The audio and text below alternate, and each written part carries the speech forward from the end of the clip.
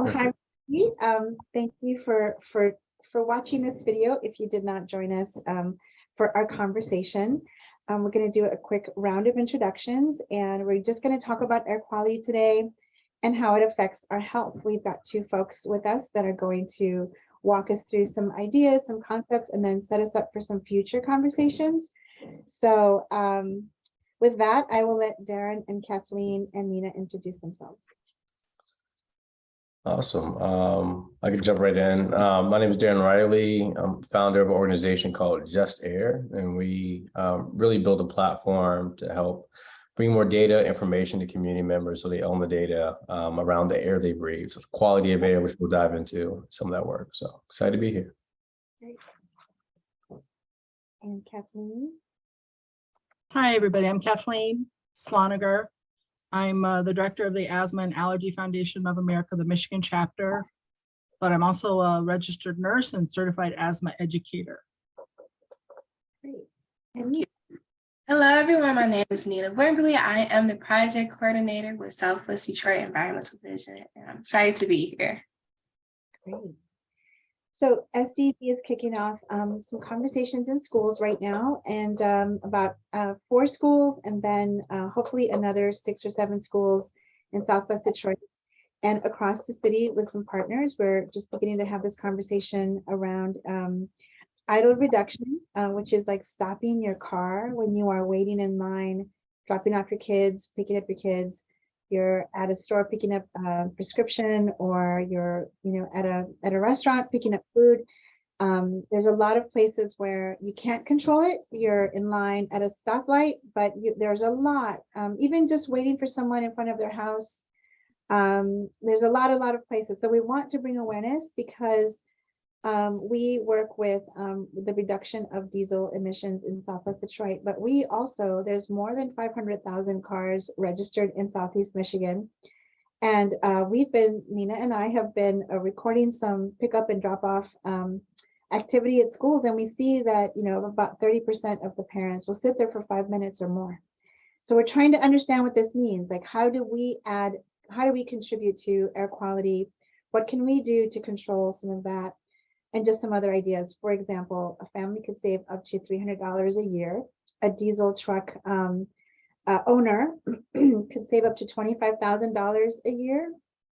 And we know that there's just I think more than $11 million gallons of fuel wasted every day. So across the country. So we want to have these conversations about idling, not idling, and then also just all of the additional ideas around it. So with that, we're going to have Darren talk about, we have had people say, well, I can't smell it.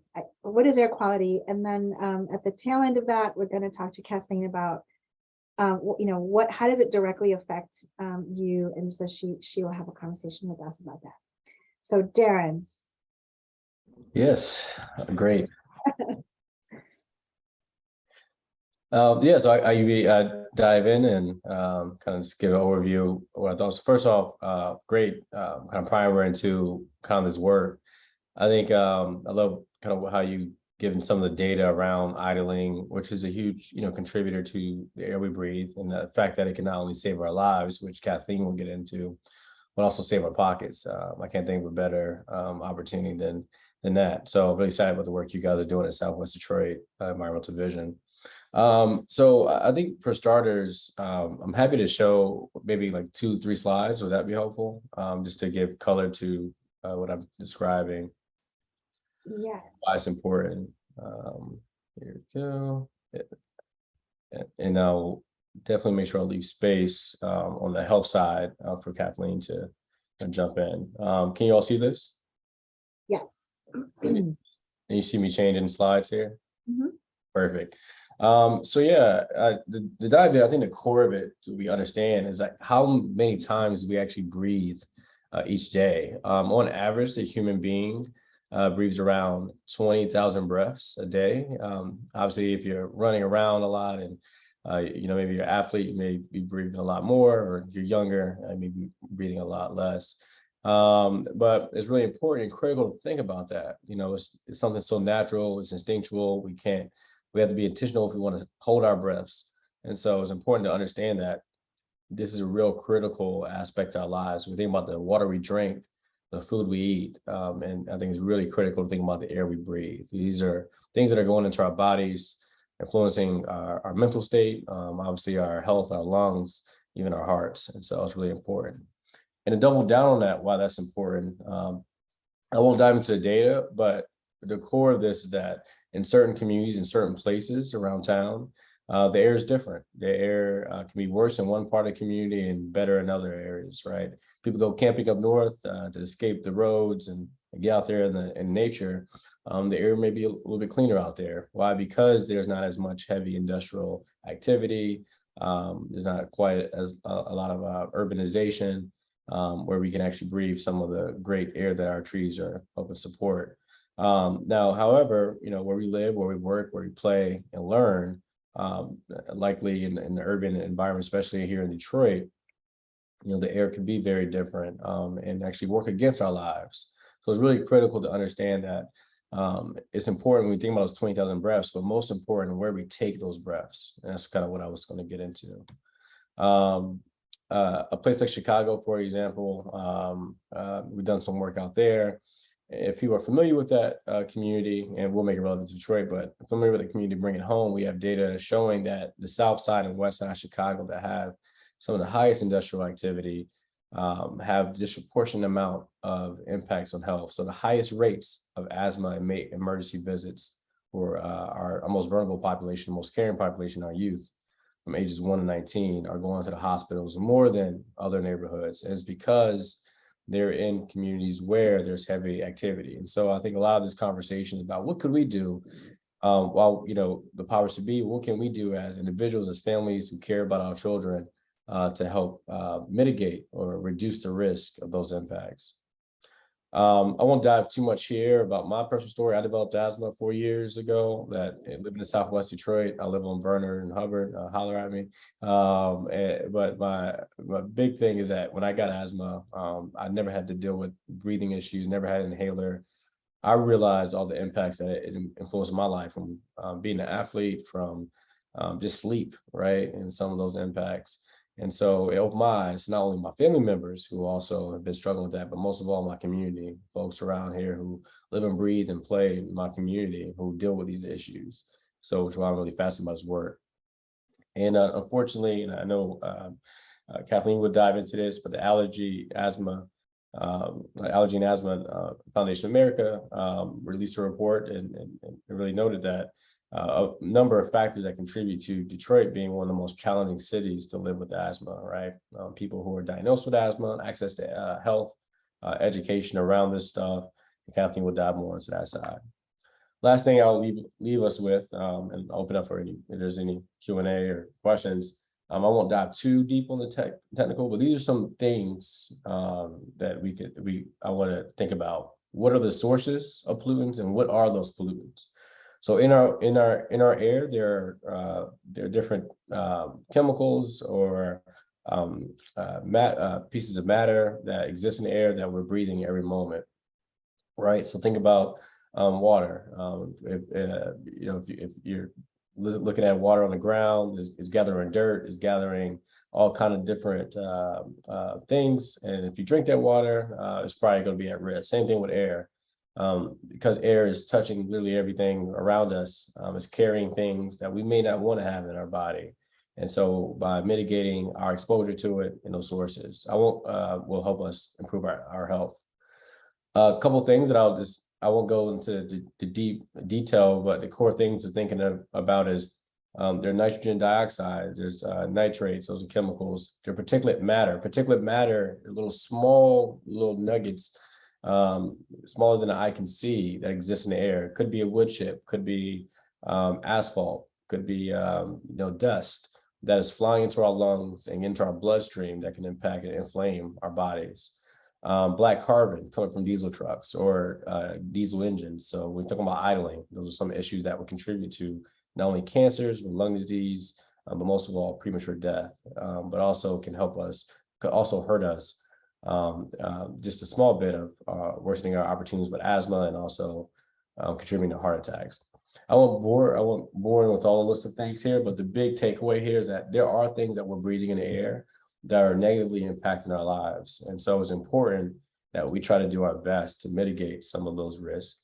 And I know Kathleen will dive a little bit more on the health side, but I just want to bring that home. Where is air quality coming from, and emphasize the point that Rick well made. So yeah, I'll stop there. Hopefully that was helpful. Hopefully I didn't get too nerdy. I tend to do that, but that was helpful for our community. So I see that it said like secondary and primary. Like, what does that mean? Yeah. So yeah, on the slides, I'll bring it up so make sure people know what addressing. So when we say primary and secondary, these are basically kind of the primary accounts to whatever those effects are. So primary are like primary chemicals or compounds that are actually impacting our lives. So elements that are pollutants, sorry, primary, secondary pollutants. So some are both, and some are just secondary. I didn't add the secondary ones in here. For example, fine, they're like fine, what's called fine volatile chemicals that are more secondary, but I really wanted to include the primary one. So there's a ton of list of different compounds and gases that contribute to our life, but I wanted to bring out the primary ones. And primary ones are just the ones that are are the most prevalent, but also the most deadly. So the ones that we need to think about the most. Hopefully that helps. Yeah. Nina, do you have any questions? Yeah, I did have a few questions. So, as you mentioned earlier, when you moved back to Detroit, that's when you actually had asthma, or, were able to have that. So you were saying that as you moved through the city that you noticed that air quality is different everywhere, and you actually did pull up that map earlier. Would you mind, kind of going through that map and explaining like, oh, this area, this red area is where Detroit is, or like, you had like Kalamazoo and like Wayne County kind of listed, and kind of put in perspective what that map means to someone who may be just looking at it? Yeah. Oh, sorry. Yeah. So the map that I had up here, that was just focusing on, so there are a ton of different maps in this presentation, actually. I need to customize one for Detroit. But this one was just focused on Grand Rapids, right? So this is just Grand Rapids, and I'll zoom in here. And so what this is taking into account, and people are familiar with the city, they have highways 131 and 196 running through the community. And these red boxes that you see are, we call it a environmental justice score, right? So I almost like kind of burped there, an environmental justice score. And what that takes into account is proximity to trucking traffic or traffic in general. So highways and heavy industrial traffic, proximity to heavy industrial activity, education levels, income, and lastly, health. So people who are visiting without health insurance or visiting health or the hospitals for many diseases. So in this area, which is mainly downtown where a lot of things are happening, this area right here is around the Madison area. People familiar with Grand Rapids, this is predominantly a Hispanic community. They've been there for quite decades. And on to the right is Madison area, which is predominantly Black community. So just kind of sister umbrella communities that actually have the worst environmental justice scores in the state. And there's obviously some sister strikes that we have here. Well, I live in one here in Detroit that have some of the highest environmental justice scores. So sorry, I don't have the map of Detroit, but I just want to highlight that what this is taking into account is different contributing factors that says, hey, this community has disproportionate impacts on the environment that's impacting their lives, right? Not only health-wise, but economically as well. So I hope that answered your question. Yes, thank you. So I did have another question. So you've been showing us a lot of these chemicals that are present and stuff like that. So you were just mentioning like this is just how we breathe. So at what level do these things start becoming harmful, or, like you were mentioning in that map, like these areas have really high score because they are so highly impacted by that? What is the level that, we'll start seeing those impacts on like a daily or like anybody's life? Yeah, absolutely. I'll pull this up. 1 second. Oh, here we go. Perfect. Actually have some different data. So we see here, and everyone has access to this, so I'll make sure to give the link to Irequal and AU. We have a few monitors. This is our network. So we do air quality monitoring to understand like what the levels of air is in our community. You'll see that we'll be adding 2 monitors around Southwest Detroit here the next month, so we'll have more dots here to look at. But to your point, how do we determine that issue? There are criterias. We call it air quality index for certain pollutants. So air quality index, think of like almost like going to elementary school. You got an A, B, C, D, E, F score. And so 0 to 50 is a score taking into account what the monitors are picking up. So my monitors are looking at particulate matter and NO2, 2 of the primary pollutants that I showed in that list. We don't have VOCs in there, there's opportunity to get black carbon.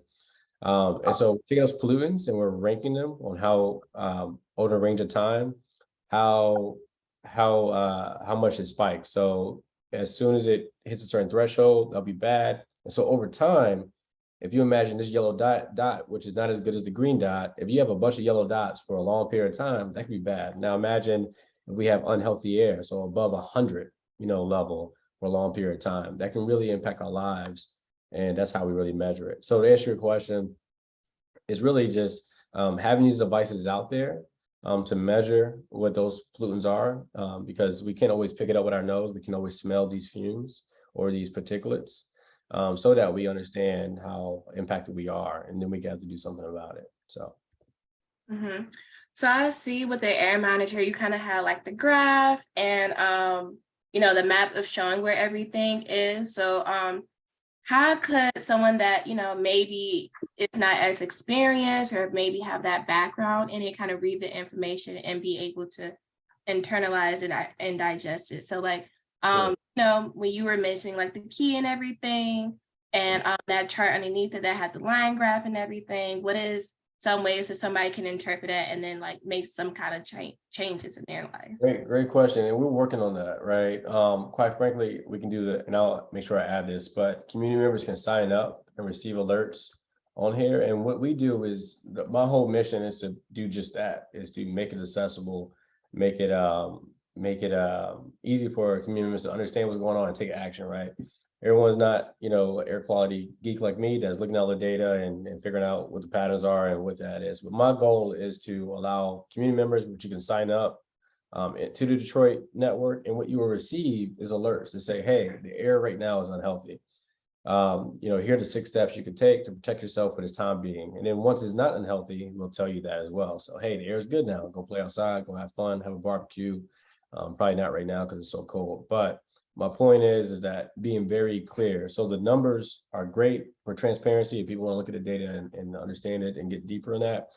But for JustAir, just communicating to the people, the parents who are very busy, managing homework, putting dinner on the table and working their jobs, to just get a notification, say, hey, your air is unhealthy right now. Your air is moderate. Your air is moderate right now. And here are the things you can do, right? So we're trying to take the information, make it easy as possible. People can take action and protect their families and themselves. Okay, thank you. Those are the questions I had off the top. So I'll move back so someone can step up. So we'll be having so we've got a couple of meetings coming up at some schools, and we've got a couple of more conversations like this that we have planned. And Darren, I would love to see, when you said how many days has it been yellow, how many days has it been red? I would love to see, like, we had this year, out of 365 days, we had X amount of days, that were good, like were, like moderate, and how many of them were, bad. And I know that's hard because we're talking about Detroit in general, but if we could isolate, a zip code or 2 or 3, just as an example, to see, so people can say, I spent the whole year, like, breathing in, and maybe like you said, I can't smell it, I can't see it, and I don't even know that I'm doing it. And maybe my sleep is disrupted, and that's a great segue to Kathleen. So I think for the next session, we'll be posting them, and inviting people to come. and recording them, because we should have these conversations anyway, right? And post them and share them. But we'd love to see that information, just maybe a couple of zip codes across the city, and just to see what in 365 days, like, has it been, you know? And so people can say, I know I spent X amount of days in this kind of air quality. And so that's a great segue, because Kathleen, if I'm in the red zone for 3 years in a row, what are the kinds of things that, you know, tell us about the study, the report, and also, you know, how does this affect us? Okay, great. So, yeah, so unfortunately, like Darren said, the Asthma and Allergy Foundation of America recently put out a report of the asthma capitals, and Detroit has shot into the #1 spot, and that's not where we want to be. That means it's the worst place to be if you have asthma. But it also means they look at several variables to come up with that ranking, and a big one is, you know, air quality. So, you know, air quality around Detroit's pretty poor, along with the other issues that ranked Detroit high, including poverty and access to quality care, access to medication. More people are still smoking in Detroit, and there's some other criteria they use. But I'm not sure everybody's aware, but transportation, cars and trucks, is the #1 reason we have poor air quality. And so when we talk about idle reduction, by doing that, it can really go far into, you know, making the air better. And why do we want to do that? We want better air because as children and adults breathe the air, they can have very immediate response, and they can have long-term chronic response. Immediately, you know, it can cause respiratory distress. It can also, in the long run, affect neurological development, brain development, especially in children. And so when we're talking about kids being affected, it's just not causing asthma and asthma attacks, but it's affecting how they can learn. And we don't want a generation growing up with lower IQ because of air quality. That's horrible. So all the more reason to reduce the air pollution, reduce idling. I'm not sure if folks are aware that it also, air quality affects fertility. And there's good studies out there showing that it can cause premature births. And these are all things that Detroit residents are suffering with. So all the more reason we've got to get better control. We've got to, and we do have some things that we can do. And one of them that SDEV is really delving into is this idle reduction. That if we can get more folks to, you know, shut their engine off when they're picking up and dropping off things, that's going to improve the air quality. Great. And so we have some, like I said, some scheduled meetings where we're going to dive into and talk about, you know, for example, resources in the future. You know, what things can I sign up for if I don't have healthcare? You know, we are looking for those resources to share with residents.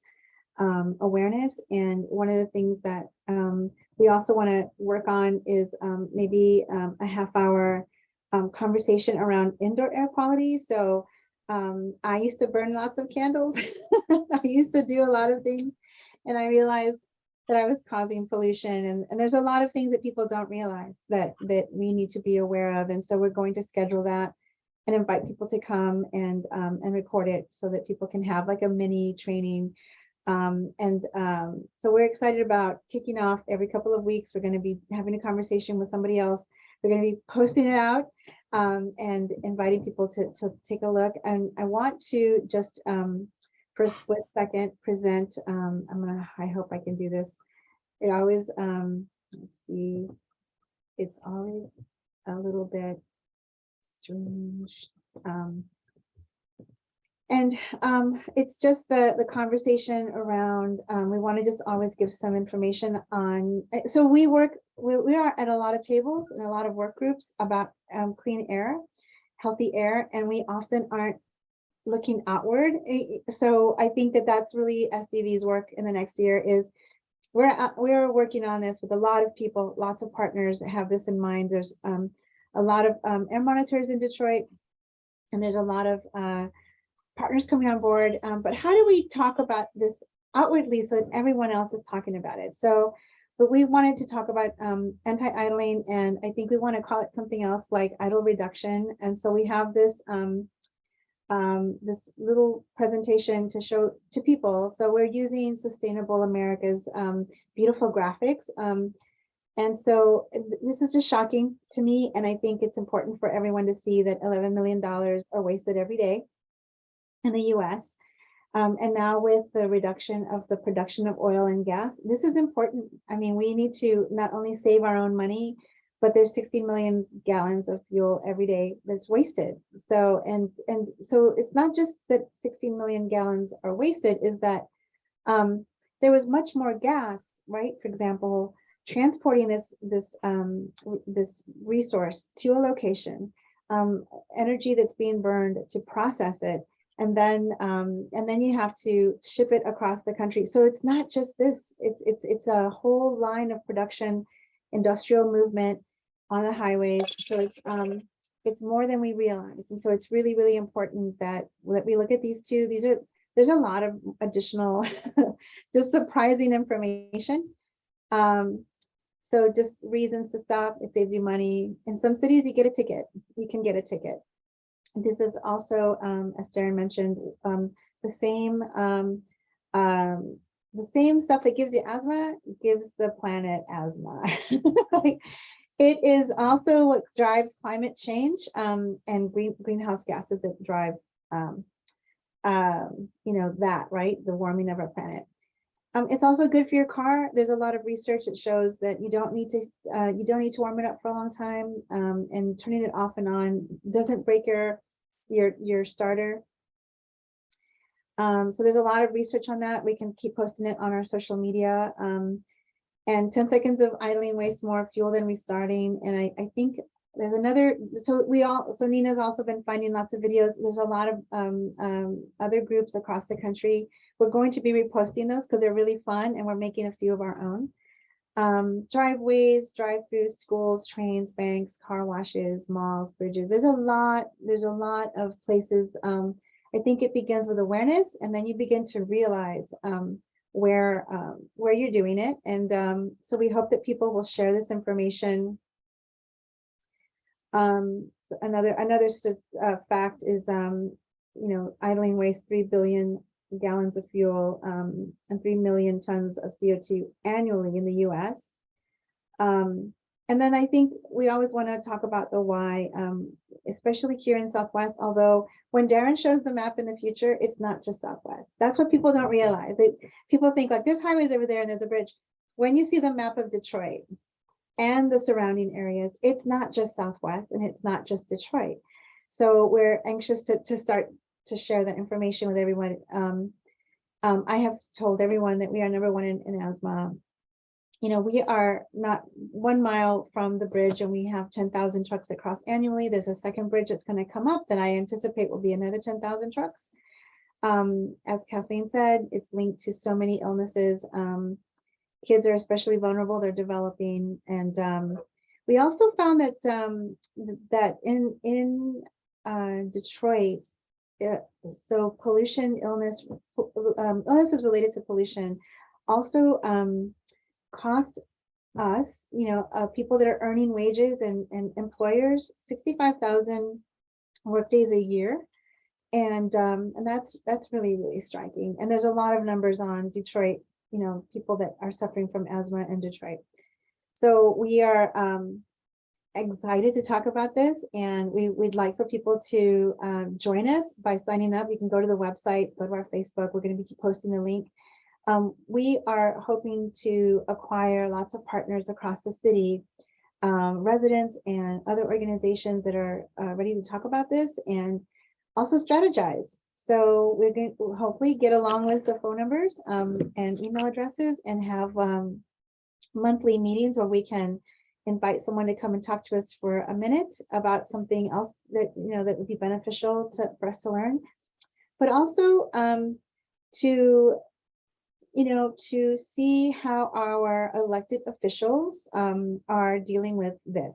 So we believe that that if you're number one across the country for asthma, that it deserves a response from city officials and from health officials, people that are hired to elected and hired to take care of us. We anticipate having conversations with them soon.